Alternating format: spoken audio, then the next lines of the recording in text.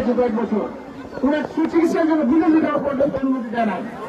তারেক রহমানকে আমাদের নেতা তিন চেয়ারম্যান 17 বছরের নির্বাচিত হয়ে নম্বরে আছে, মানুষের এত সুযোগ হয়নি এবং সুযোগ দেয়নি। এই সচিব সরকার, কর্তৃত্ববাদী সরকার, জালেম সরকার, শেখ হাসিনা এবং তার দল আওয়ামী লীগ। এই আওয়ামী লীগের বিরুদ্ধে আজকে ছাত্র জনতার আন্দোলন এবং তাকে সে সরাইতে বাধ্য হয়েছে এবং আজকে কোথাও আওয়ামী লীগের কোন খবর নাই।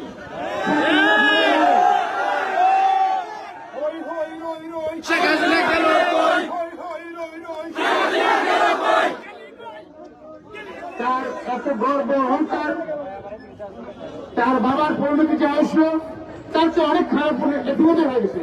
আরো পরিণতি আমার দেখার দিয়ে দেখবো, এটা আল্লাহর বিচার।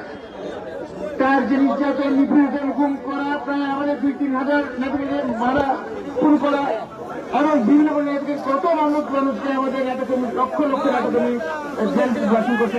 10টা 20টা 50টা 200 300টা মামলা পর্যন্ত নিরবধিকে মামলা করে আমাদের বিভিন্ন পদের নেতাকর্মী বা আমাদের যারা অনুসারী সমর্থক ওনাদেরকে অর্থনৈতিকভাবে বিকল্প করে ফেলেছে। আন্দোলন শহীদ ছিলেন সবাইকে আমি কৃতজ্ঞতা প্রকাশ করছি। ওনাদের আন্দোলনের 17 বছর ধরে আমাদের নেতা জনাব তারেক রহমান বিএনপির নেতৃত্ব দিয়ে এসছেন অত্যন্ত কঠোরভাবে, সুন্দরভাবে এবং সুন্দর দিয়েছেন, যাতে করে বিএনপি ঐক্যবদ্ধ এবং অটুট আছে আরো শক্তিশালী হয়েছে। যে শক্তিশালী আর বাবা আমাদের প্রয়াত রাষ্ট্রপতি শহীদ জিয়াউর রহমান সাহেব যে বিএনপিকে করে গেছেন, সে বিএনপিকে ওনার ঝান্ডা উঁচু উঠায় রেখেছেন আমাদের নেতা তারেক রহমান। আপনাদের কাছে আজকে বলতে চাই, আমাদের তারেক রহমান সাহেব খুব দ্রুতই ইনশাল্লাহ বাংলাদেশে আসবেন।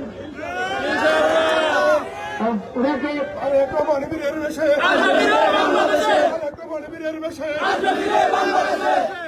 তারেক রহমান সাহেব যখন আসবেন, ওনাকে আমরা বড় রকমের সম্বর্ধনা দিতে চাই। সেই সম্বর্ধনা দিবার জন্য আপনার প্রস্তুত আছেন? হাত তুলে আপনারা দেখান। আল্লাহু আকবার। আমাদের